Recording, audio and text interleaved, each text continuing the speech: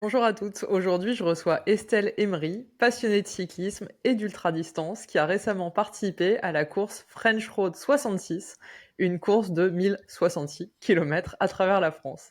Estelle va nous parler de son parcours, de ce qu'elle aime dans le cyclisme, dans l'ultra, mais aussi de ses entraînements et évidemment de la course elle-même. Bienvenue Estelle. Est-ce que tu veux bien te présenter déjà? Bonjour Lorraine, bonjour à toutes. Merci de m'accueillir dans le podcast. Donc je m'appelle Estelle, j'ai 29 ans. J'habite depuis moins d'un an à Grenoble. Avant j'étais à Paris et je travaille dans le droit d'asile. J'aime la montagne depuis que je suis à Grenoble. Je connaissais pas trop avant, mais ça me plaît beaucoup. Voilà. Ah, donc t'as pas déménagé à Grenoble pour être en montagne en fait, parce que souvent c'est ça. Oui, c'est souvent ça, mais non, j'ai rejoint mon copain qui lui aimait beaucoup la montagne et a déménagé à Grenoble pour ça. Voilà. Et du coup, toi, tu y as pris goût par la même occasion. Oui, complètement. Ah, c'est un chouette coin. Et comment est-ce que tu as découvert déjà le vélo?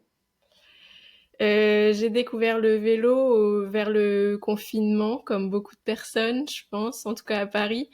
Mon copain, il faisait déjà du vélo, il faisait du vélo en club, j'allais l'accompagner sur les courses. J'étais un peu spectatrice et à un moment, j'ai eu envie d'essayer aussi et on s'est mis en tête de faire des vacances à vélo. Donc ça a été l'élément déclencheur, d'abord le Covid pour faire mes trajets au quotidien et ensuite les vacances à vélo. C'était le point de départ du sport dans ma vie. Ah, c'est rigolo. Et tu faisais d'autres sports avant? Non, pas tellement. Incroyable.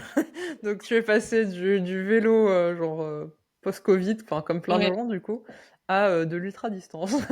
Qu'est-ce qui t'a amené après du coup vers l'ultra? Euh, le fait de voir plus de femmes sur les réseaux se mettre à l'ultra, ça m'a un peu attirée. J'avais pas du tout envie de faire du vélo pour faire des courses, tu sais, où les cyclistes tournent en rond avec une vitesse moyenne incroyable. C'était pas mon objectif et ça m'attirait pas tellement.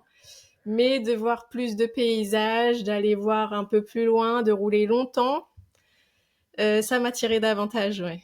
Ah, c'est rigolo. Et en fait, quand vous avez fait le voyage, est-ce que déjà vous avez fait, enfin, tu vois, des étapes assez longues, qui peut-être t'ont donné un peu un aperçu ou en tout cas envie d'aller faire un peu plus, ou comment est-ce que vous avez fait? Oui, le premier voyage qu'on avait fait, c'était le tour de l'Auvergne. Et c'est vrai qu'on avait des étapes quand même assez élevées, déjà Combien de avec du kilomètres? dénivelé.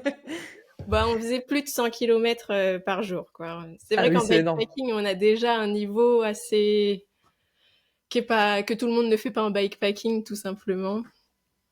Oui, je pense que c'est aussi ça qui m'a mis un peu le pied à l'étrier.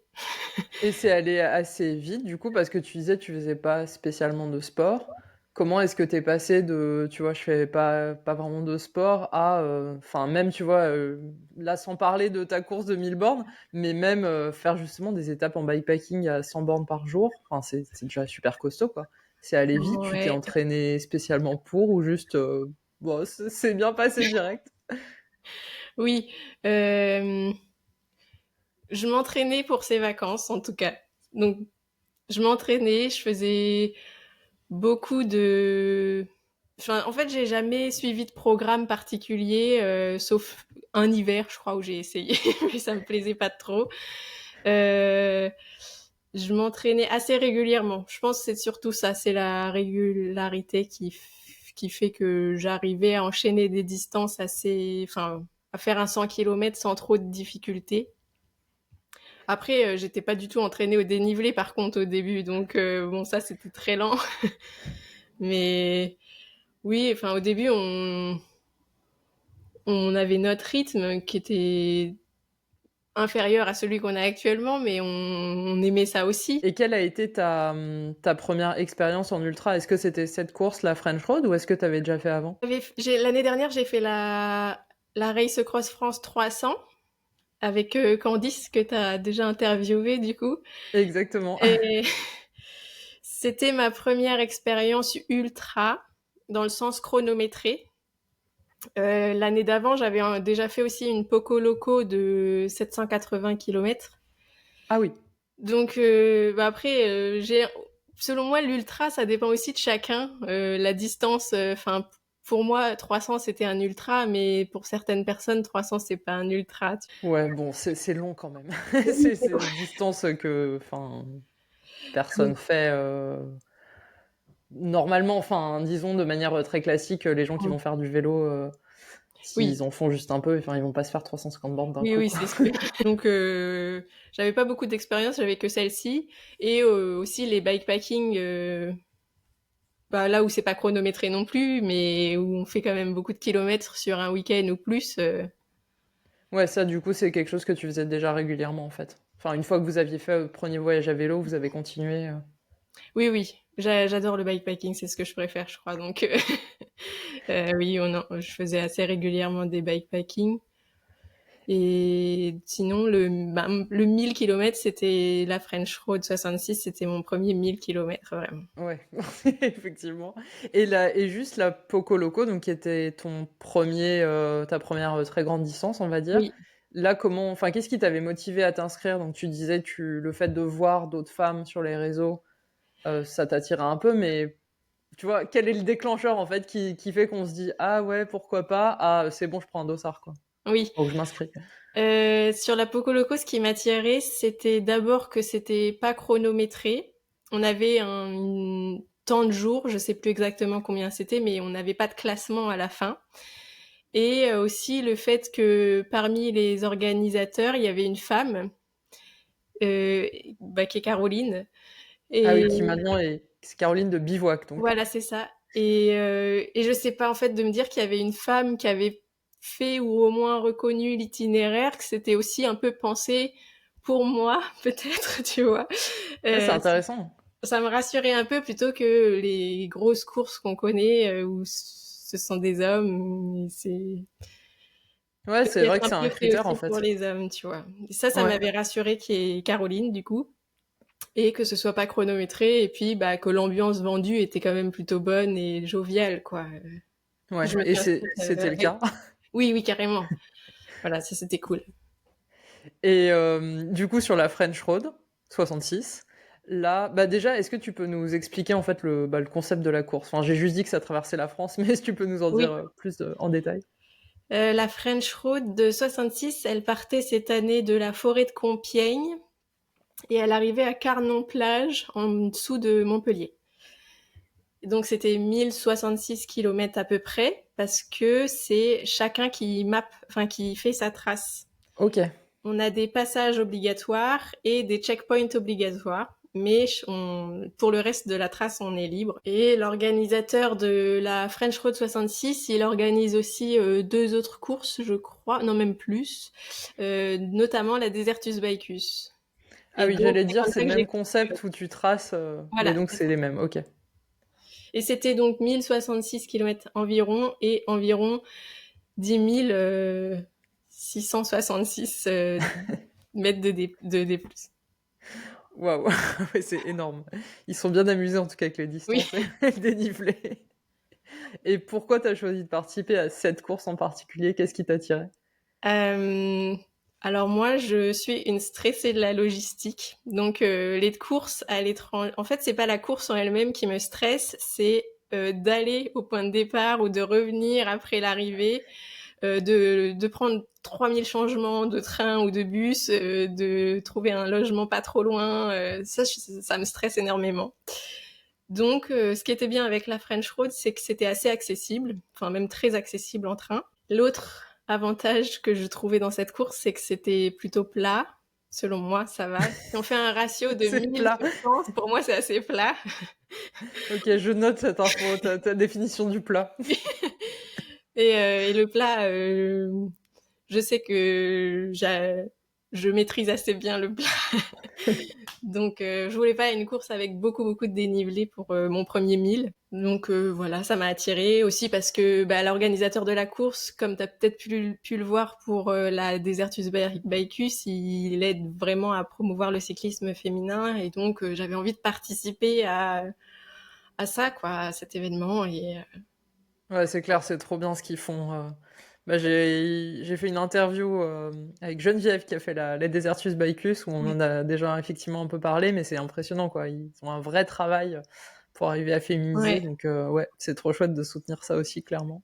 Et il y a un point qui m'interpelle, tu dis que tu es stressé de la logistique, oui. donc avant-après, mais pendant la course, donc pour le coup, ça te stresse pas, genre de devoir tracer toute ta map, et du coup, aussi de décider, je sais pas, quand est-ce que tu t'arrêtes, où tu t'arrêtes, etc. Mm. Enfin, moi, j'avoue que pour le coup, ça me stresserait plus, en fait. Non, ça, j'avoue que j'ai moins de stress. Je me pose moins de questions aussi parce que sur la course, il faut que je m'arrête parce que je suis fatiguée. Bon, je m'arrête. Si pour prendre le départ, ça me stresse d'arriver la veille à telle heure, de bien avoir le temps de me reposer un peu, de trouver à manger. Enfin, franchement, je viens de Ouais, c'est stresser. intéressant, c'est hyper intéressant de voir qu'on n'a pas du tout les mêmes, enfin, on est toutes Ouais. différentes. Et on n'a pas les mêmes points qui nous font peur. Et pour la trace, donc est-ce que tu as tracé à l'avance vraiment tes 1000 bornes tu fais une méga trace GPS en disant voilà, je passe précisément par là, ou est-ce que tu as réadapté des choses une fois que tu étais sur place? Euh, alors, j'ai tout tracé à l'avance. Enfin, mon compagnon a tout tracé à l'avance parce que lui aussi faisait la course Assistant. et on s'est séparé le travail. Il a tout tracé à l'avance et moi, j'ai tout reconnu sur Google Street View, tu sais. Donc, j'ai Oh fait les waouh! 1000 bornes sur Google Street View où j'ai tout repéré, les boulanges, les toilettes, les lieux où on pouvait bivouaquer. Ça doit être un boulot de malade, ça Oui, prend ça un prend temps des infini, heures. non? Mais après, c'est la première fois que je faisais ça vraiment pour aussi long parce que sinon, sur beaucoup de bivouacs aussi, je fais ça, enfin, ou de bikepacking. Mais sur 1000 kilomètres, c'était hyper drôle en fait quand j'arrivais avec mon vélo, enfin pour de vrai, lors de la course sur des ronds-points que j'avais repérés sur Google Street View. Tu vois, ça c'était vraiment drôle. Ça me faisait rire toute seule. Genre, tu te souvenais hyper précisément. Oui, oui, je Ça doit être reconnaissais trop marrant, genre si on te ce que j'avais croise. repéré. Ah, c'est ça, genre Je pense qu'on gagne un temps aussi important. Par exemple, de repérer les fontaines. Parfois, les fontaines, elles sont un peu cachées ou et de savoir exactement où est-ce qu'elle était sur la place du village, par c'est exemple, je clair. pense qu'on gagne peut-être quelques minutes, mais qui peuvent être importantes quand ça arrive bah, toutes les 3 heures pour trouver de l'eau. Ou... Voilà. Ah ouais, Donc c'est j'avais trop fait tout marrant. ça pour la map, ouais. Donc maintenant, en fait, tu as une carte de France dans la tête avec des fontaines, des boulangeries. Oui. Et Pas mal. par contre, j'ai suivi ma map tout du long. Ça, je suis un peu, je sais pas, peut-être rigide, mais la map, c'est la map, quoi. On Sauf n'en à sort me pas. mettre en danger, mais au moins ça me rassure. Et aussi parce que je l'avais reconnu sur Google Street View, je savais ce qui m'attendait. Donc non, j'ai suivi la map tout du long. Ah, c'est trop classe. Ouais, je pensais pas qu'on pouvait reconnaître 1000 kilomètres. Enfin, évidemment qu'on peut, mais c'est vrai qu'il faut, ouais, faut avoir le C'est long, courage de le oui. faire. Et physiquement, comment tu t'es préparé donc, pour faire 1000 bornes? Enfin, surtout, J'ai, en plus, faire 1000 bornes rapidement. oui, bah j'ai pas de plan d'entraînement. Je J'ai déjà essayé d'en suivre un hiver passé. L'hiver, ça peut un peu amuser. Enfin, moi, ça m'amuse un peu plus l'hiver, mais quand il fait beau, suivre un plan d'entraînement, je j'aime pas du tout.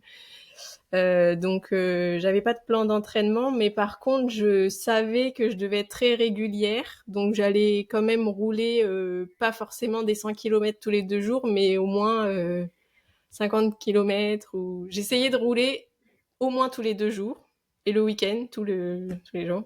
Et j'ai pas mis enfin, tu sais, les exercices, les intervalles, les L'intervalle. sprints, tout ça, j'en ai pas vraiment mis non plus. Vraiment, j'ai vraiment roulé au feeling cet hiver. Mais par contre, j'ai roulé l'hiver, quoi. Ça, c'est sûr. Je m'y suis pas mise dès qu'il a commencé à refaire beau parce que, certes, la course, elle est que en juin, mais enfin, il faut quand même encaisser un peu de kilomètres avant d'y arriver, quoi. Oui, c'est clair. Et est-ce que donc tu faisais plus à l'envie, enfin, en ayant évidemment, en sachant qu'il fallait que tu fasses un certain nombre de séances, etc., mais tu décidais genre de ce que tu allais faire comme parcours et tout, un peu en fonction de ton humeur, quoi. Oui, après, j'ai aussi une routine qui s'est installée en fait. Enfin, enfin, je pense que je faisais le même parcours ça m'arrivait de faire le même parcours tous les 2 jours, mais c'est une routine qui s'installe. Tu sais que tu vas faire ces 50 kilomètres dans Beldon ou dans le Vercors. Tu connais le chemin par cœur, mais au moins c'est fait et ça va un peu plus. Enfin, ça s'inscrit dans une routine en fait. Et oui, voilà. Ouais, et en plus, t'as des parcours quand même hyper sympas au départ de Grenoble, Oui, j'imagine. Ouais, tu peux oui, oui. varier. Et est-ce que t'avais un volume un peu du coup type par semaine? Je me rappelle pas vraiment combien d'heures, mais au moins 200 par semaine peut-être. Ok. Je sais plus.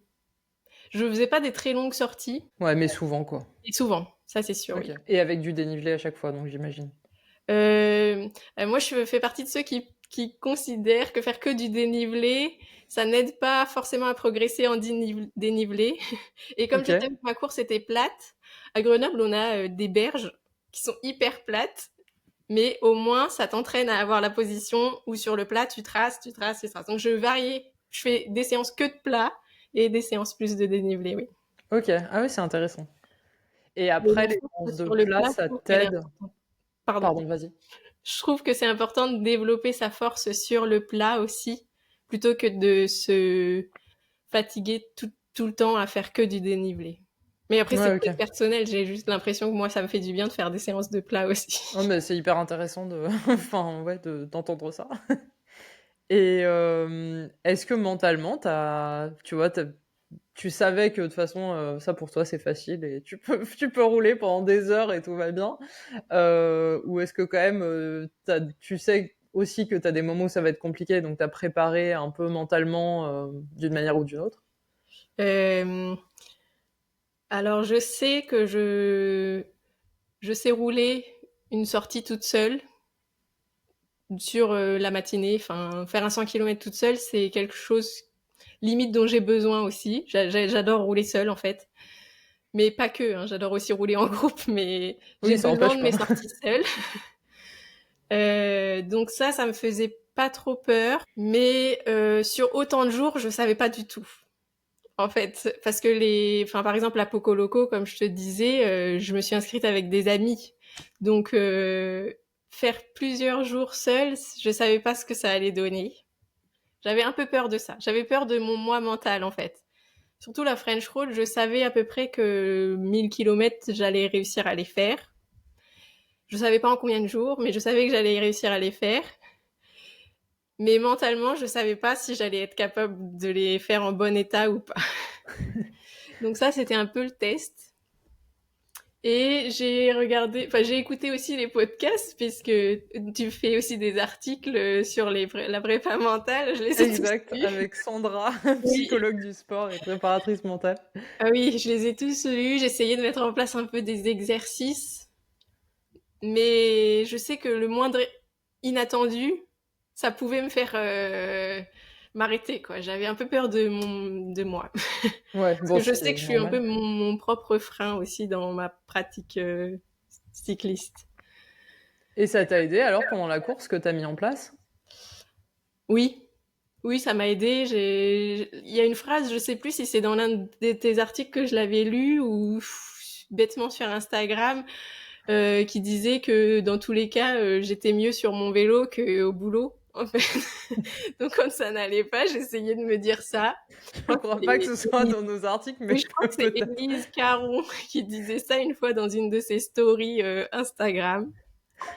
J'étais allée la voir aussi. Enfin, j'étais allée à plusieurs conférences de Élise ou de Nathalie Bayon sur l'ultra pour choper des tips en fait partout. Et donc voilà, j'avais essayé de. Alors le plus important pour moi, ça a été la playlist. Ah, c'est J'avais important. déjà préparé ma playlist l'année dernière pour la RAF 300 que j'ai reprise et mentalement, moi, la playlist, ça m'aide, mais vraiment de fou. Genre, ça joue sur mon mental, je pense. Déjà, je mets pas de musique triste et je mets des musiques que j'aurais un peu honte d'écouter peut-être avec des gens, mais dont je connais les paroles par cœur ou qui me mettent la pêche. Et ça, vraiment, j'ai écouté la musique tout du long, quoi. Enfin, vraiment. Excellent. Bah, est-ce que justement, là, est-ce que tu peux nous raconter la course, comment ça s'est passé, et un peu du départ à l'arrivée? Du coup, ça s'est très bien passé, beaucoup mieux que ce que j'espérais. je savais pas trop à quoi m'attendre, mais je m'attendais à tout sauf à ça, en tout cas. Du coup, j'ai réussi à finir en 2 jours et 21 heures, je crois, mais en gros, ça fait 3 jours, quoi. Et ça s'est bien passé. Je m'attendais à ce que la météo soit pire que ce qu'elle n'a été. Du coup, ça aussi mentalement, ça m'a aidé. Je m'attendais à ce qu'on ait énormément de pluie et du vent de face. Bon, on a eu du vent de face les 2 premiers jours, mais on a eu de la pluie par intermittence, donc Ah c'était oui, moins pire sympa. que ce Le que je premier jour sur m'attendais. 3. Oui. Et sinon, ça s'est bien passé. J'étais en forme. Après, comme je t'ai dit, je m'étais entraînée pour être en forme à cette date-là, en particulier. J'ai pas eu de douleur. C'était incroyable. Franchement, je réalisais pas C'est quand je suis fou. arrivée. C'était très bien et tout s'est bien passé en fait. Ça, c'était beau quoi. Ah, c'est fou que ce soit aussi fluide, quoi, quelque part. Ah ouais, c'était incroyable. Ça s'est enchaîné. En fait, bon, après, dans ma tête, j'étais là pour pédaler. J'ai pédalé tout du long. Ah oui, Mais, ça t'a pédalé, ouais. mais je pensais pas que ça irait aussi vite, quoi. Ouais, c'est impressionnant. Et comment est-ce que tu as géré, tu vois, l'aspect logistique? Donc, on a dit, tu avais repéré l'itinéraire, mais comment est-ce que tu gères après, bah, justement, tu vois, les moments où tu es fatigué, où est-ce que tu dormais, ou comment tu faisais pour manger, enfin, tous ces petits points logistiques. Euh, alors pour manger, j'avais pas particulièrement de technique quand je suis allée non plus, vu que c'était ma première course d'ultra, je savais pas comment faire. Mais ce que j'ai assez rapidement mis en place, c'est que le matin, j'allais dans une boulangerie, je déjeunais dans la boulange où j'achetais de quoi déjeuner, de quoi petit déjeuner, de quoi déjeuner et aussi de quoi dîner. Donc dans mon petit sac à dos, je trimballais tous mes repas jusqu'au soir. Comme ça, tout le reste de la journée, par contre, j'avais pas besoin de faire d'arrêt, sauf les petits arrêts techniques. Voilà. Donc ça m'évitait de faire des très longues pauses. Et au niveau de la logistique pour dormir, je m'arrêtais quand j'avais repéré des endroits, comme je t'ai dit, sur Google Maps, où c'était un petit peu sécure, où il y avait un préau au moins pour m'abriter si jamais il pleuvait. Donc la première nuit, j'ai fait comme ça. Je me suis arrêtée un endroit que j'avais repéré. Et tu dormais quoi, genre dans un sac de couchage, Ah oui, donc sous moi un j'avais abri amené bus, quoi? tout. Oui, comme c'était ma première course, j'avais tout amené pour dormir. J'avais mon matelas, mon duvet et mon bivy. Et donc j'ai dormi comme ça la première nuit. Et la deuxième nuit, par contre, j'ai pris un hôtel Ok. parce que j'avais envie d'une douche. J'en rêvais toute la journée. Donc j'ai pris un hôtel pour prendre une douche, pouvoir réellement me laver parce que sinon tu peux utiliser des lingettes. Enfin la première nuit j'avais fait ça, mais ça fait pas pareil quand même. Surtout que on Non. a eu de la pluie le premier et le deuxième jour, donc la transpiration plus la pluie, ça fait pas forcément des très belles choses avec le cuissard. Ah, j'imagine. Voilà, je Et ça savais qu'il doit être... fallait laver. Et ça doit être cool aussi de dormir dans un vrai lit, quand même. Oui, oui, ça c'est pas mal. Mais même si on n'y dort pas très longtemps, finalement, ça fait plaisir. Et au niveau matériel, donc t'avais quoi avec toi? Enfin, déjà, t'avais quoi comme vélo? C'était un vélo de route? Donc j'avais un vélo de route, un vélo que je connais par cœur. C'est mon vélo sur lequel je suis hyper bien. C'est un Liv Langma en mécanique, rien de voilà, rien d'extraordinaire, mais que je connais par cœur et sur lequel je suis très bien. Et le seul truc que j'avais peut-être pas assez travaillé, c'est les prolongateurs. J'avais installé des prolongateurs parce que maintenant on voit tout le monde sur les photos. Moi j'ai regardé Insta, hein, bêtement je connaissais pas, donc j'ai regardé ce que les gens faisaient sur Insta. Ils mettaient tous des prolongateurs. Je me suis dit bon, on va mettre des prolongateurs. Et en fait, déjà comme il y avait beaucoup de vent, je pense que j'étais pas trop, je m'en suis pas assez servi des prolongateurs. Mais c'était pratique pour mettre de la nourriture, des trucs comme ça. Mais c'était plus Ça fait cintre. voilà, c'était plus un espace de stockage qu'un espace de repos pour mes bras, réellement. Mais sinon, voilà, j'avais ça comme vélo. J'avais une sacoche de sel. où j'avais mis mon matériel pour dormir et un change de vélo et un change pour la nuit. Et devant, j'avais 3 food pouch avec que de la bouffe. J'ai aussi ce problème, je sais pas si c'est un problème, mais j'avais peur de manquer de nourriture, donc j'avais amené plein de nourriture. Et je suis arrivée à Carnon, j'avais encore des barres et des barres énergétiques du départ, quoi. Mais Bon, au c'est moins, peut-être j'ai mieux pas dans ce manqué de sens-là, hein. nourriture. Oui, voilà. Puis, enfin, j'ai envie de dire, vu comme ça s'est bien passé, tu vois, C'est, pour ce que t'as fait, c'est que c'était bien. Enfin, oui, en tout cas, ça a bien fonctionné pour toi, donc c'est trop oui, cool. c'est vrai. Et Et le est-ce que matériel de réparation aussi, évidemment. ah oui. Et de soins, crème solaire, même si les 2 premiers jours, on n'en a pas eu vraiment besoin, mais voilà. C'est tout, la base, quoi. Ah ouais, donc finalement quand même assez léger, quoi, l'ensemble. Enfin, même s'il y a quand même le matos de Bah nuit, oui, quoi, mais qui d'un pèse le côté, plus les lourd. gens avec qui j'étais sur la route, enfin, j'en ai pas croisé beaucoup, mais la plupart de ceux que j'ai croisés, ils avaient pas de matériel pour dormir. Donc tous, ils savaient qu'ils dormaient à l'hôtel le soir. Enfin, moi, ça me stressait parce que tous les gens que je croisais, du coup, je me disais, putain, mais ça se trouve, c'est eux qui ont raison, je suis 2 fois plus lourde qu'eux, du coup, bon, finalement, ça s'est bien passé. Et ça me rassurait, en fait, psychologiquement, ça me rassurait au départ de partir avec de quoi dormir n'importe où. Et je pense que c'était peut-être pas leur première fois, enfin, je sais pas. Et moi, j'ai fait un setup, certes, pas hyper léger, mais au moins, j'étais rassurée avec ce que je partais. Ouais. Et si tu voulais refaire, tu penses que tu t'enlèverais justement ce matos-là ou tu garderais quand même? Euh, Bah, si tu vises de la performance, je pense que plus t'es léger, mieux c'est. Après, moi, je vise pas non plus une performance extraordinaire. Donc, Bon, après, quand même, tu as fini, je ne l'ai pas encore dit, mais tu as fini quatrième femme, ce qui est quand même, oui, mais, enfin, oui, hyper c'est performant, en fait. inattendu, oui. Je sais pas, enfin, par exemple, il y en a qui partent avec des moitiés de matelas. Bon, je me Ah oui. dis, je sais pas ce que ça change. Ça doit sûrement enlever un peu de place dans ta sac. Je sais pas. Je pense que sur le matériel, tu peux sans cesse te poser des questions. Jusqu'à la veille du départ, tu vois qu'il pleut, finalement il pleut pas. Moi, par exemple, j'avais pris le pantalon de pluie et les surchaussures de pluie. La moitié des autres concurrents n'en avaient pas. Et ça me prenait un peu de place, forcément. Mais au moins, je me disais, enfin, parce que moi, par exemple, rouler les pieds trempés, j'aime pas. Voilà, j'avais pris quand même un certain confort, tu vois. Bah ouais, en même temps, si toi, ça te met dans le confort et que du coup, Voilà. ça te permet de mieux rouler, enfin, je sais pas. J'ai tendance à me dire que ces trucs-là, c'est hyper individuel, en fait. Oui, oui, carrément. Et bah, tu t'en es servi, en plus, Bah, puisqu'il a quand même plu. je m'en suis servi parce que je voulais pas les trimballer pour rien. Mais en vrai, c'était pas des très grosses plis. Enfin, genre, ceux qui n'avaient pas de couvre-chaussures s'en sont très bien sortis aussi, je pense, tu vois. Je les ai juste mis parce que je les avais, mais au départ, tout le monde était, tu vas vraiment garder ton pantalon de pluie? Bah oui, je l'ai ramené. Maintenant qu'il est là. Voilà. Et est-ce que t'as quand même eu, tu vois, des imprévus ou des moments un peu difficiles ou pas du tout? Oui, j'ai eu un moment difficile. J'ai été un peu préparée parce que dans beaucoup de podcasts ou de récits, on entend tout le temps un moment particulièrement dur.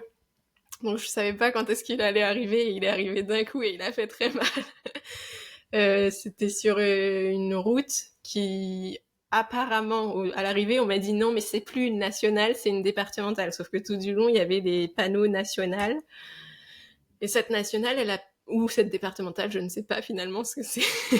Elle a pas duré beaucoup de kilomètres, je pense pas, mais moi ça m'a paru une éternité avec un trafic assez dense et chaque rond-point, je savais pas si j'allais atterrir sur une autoroute ou pas. C'était très stressant pour moi. Vraiment, j'ai eu peur, tout simplement.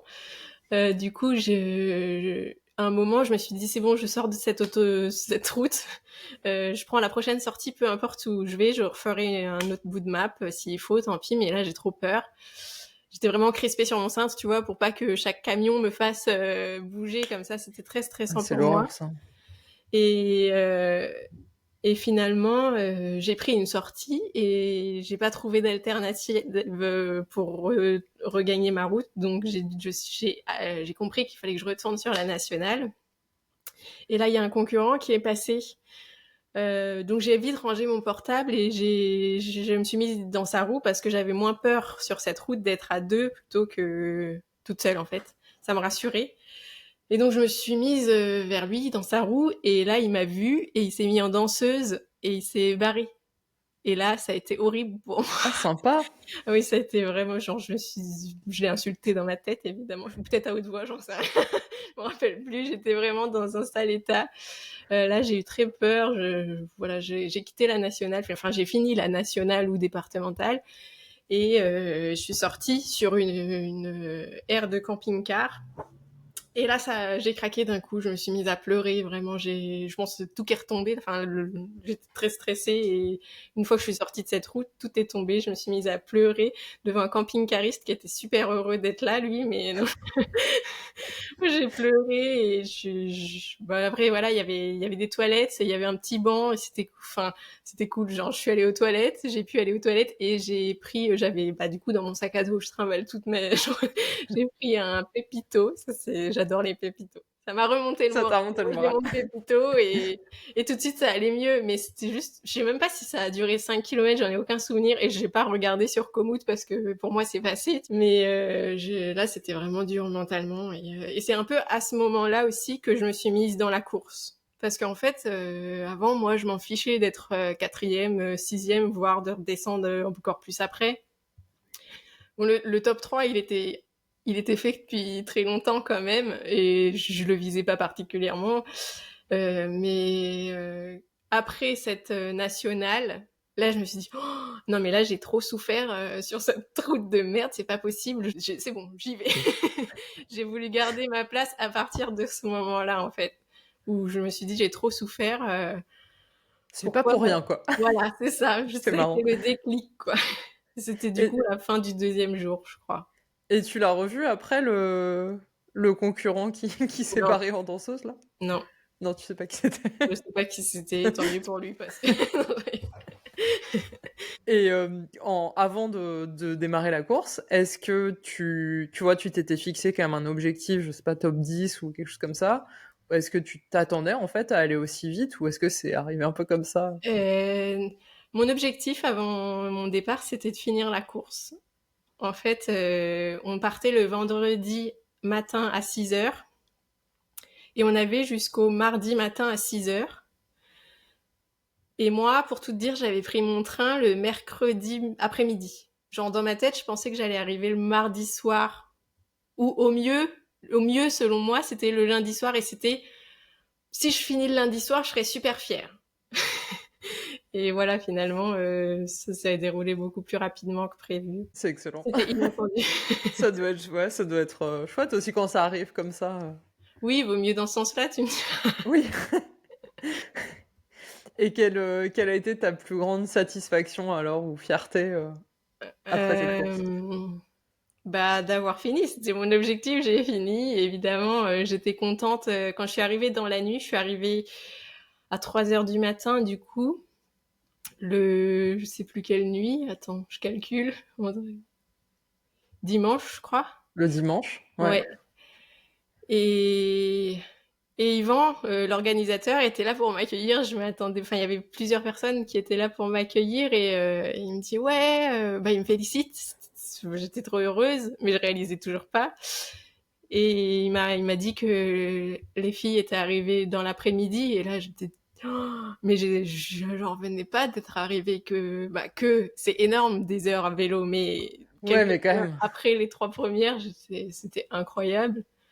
J'y croyais pas, je comprenais rien de ce qui se passait.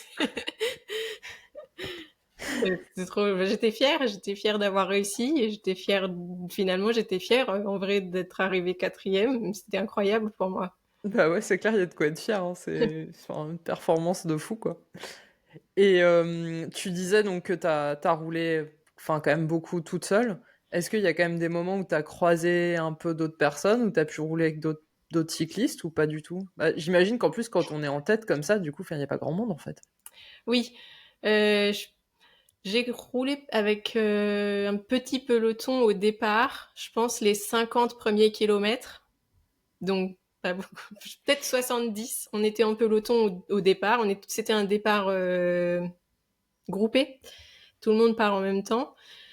Et donc, je pense les 50 premiers kilomètres, j'étais dans un peloton. Et après, j'ai peut-être fait 30 kilomètres avec un groupe de 3 qui est finalement devenu un duo. Et après, comme on sait chacun map, la personne avec qui j'étais, on s'est séparés, on s'est jamais revus.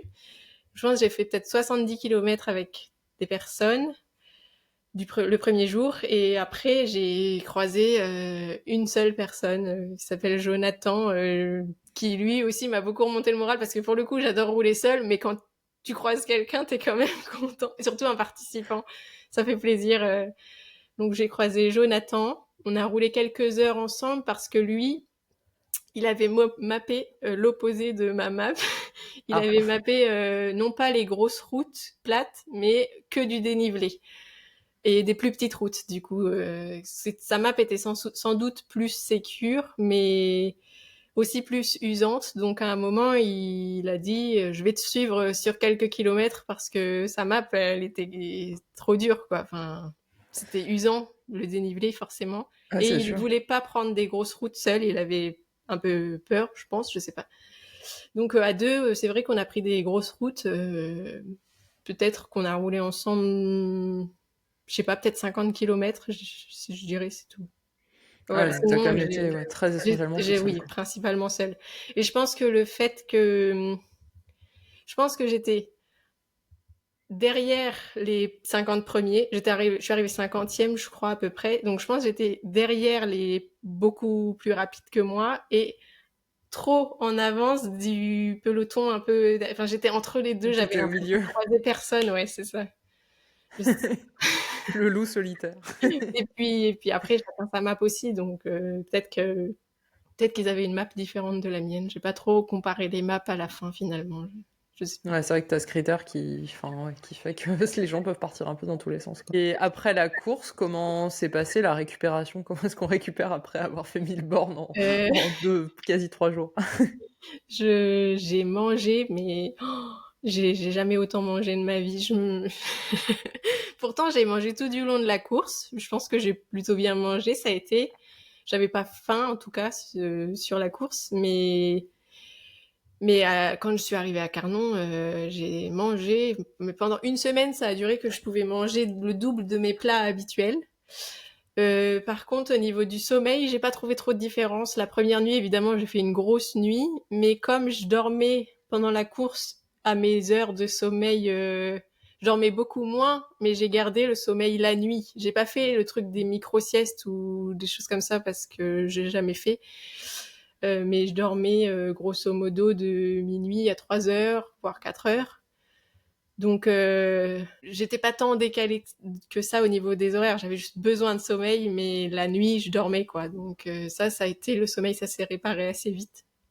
Mais par contre, la nourriture, ça c'était vrai. J'ai mangé beaucoup, beaucoup après la course. Et sinon, bah, j'avais pas de douleur particulière. J'ai juste perdu un peu de sensibilité à une main, au bout des doigts. On m'a dit que c'était un classique, donc Ok. voilà. Et c'est revenu après? Ça revient petit à petit, oui. Ah oui. Mais c'est assez long, ça, du coup, je m'attendais pas à ce que ça dure si longtemps. Mais c'est à une seule main en plus, donc voilà. Et au niveau, donc t'avais pas de courbature en fait? Non, j'avais ça a été. C'est incroyable. Et au niveau énergie, quoi, général, tu te sentais quand même fatigué ou même pas spécialement? Bah, pas trop, non. Bah, la nuit, je dormais, je faisais des bonnes nuits, mais de manière générale, je suis quelqu'un qui dort beaucoup. Ça, c'est un peu ce que j'avais peur aussi sur la course, parce que je dors vraiment beaucoup en temps normal. Et finalement, bon, j'ai rattrapé mon sommeil. Je faisais pas de sieste, par exemple, quand je suis rentrée. J'ai juste fait des nuits. Bah voilà, ça arrive que je fasse 23h, 8h du matin. Mais bon, ça, Oui, bon, c'est pas déconnant en oui, fait. voilà. Ah ouais, bon, le corps, il a bien encaissé, quoi. Oui, si, j'étais assez étonnée. Oui, ça a été. C'est d'autant plus chouette en fait. T'as Oui. déjà la course qui se passe bien et puis après, tu me dis pas que t'es Mm. flingué, quoi. Et qu'est-ce que ça t'a appris, cette expérience sur toi? Bah que j'étais cap. Ça, c'est vraiment.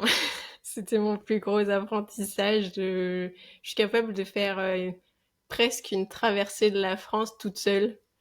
Ça, c'était. Après, il faut aussi dire qu'on n'est pas vraiment tout seul. Enfin, il y en a des messages de nos proches et ça aide énormément. Parce que, enfin, moi, j'avais fait un petit groupe WhatsApp où j'avais tout désactivé, toutes les autres notifications, j'avais tout désactivé, sauf ce groupe WhatsApp qui t'envoie des petits messages que tu vois s'afficher sur ton GPS et forcément ça aide. Mais oui, que j'étais capable toute seule, c'était mon plus gros apprentissage. Bah, c'est clair, c'est se rendre compte de ça, c'est vraiment incroyable.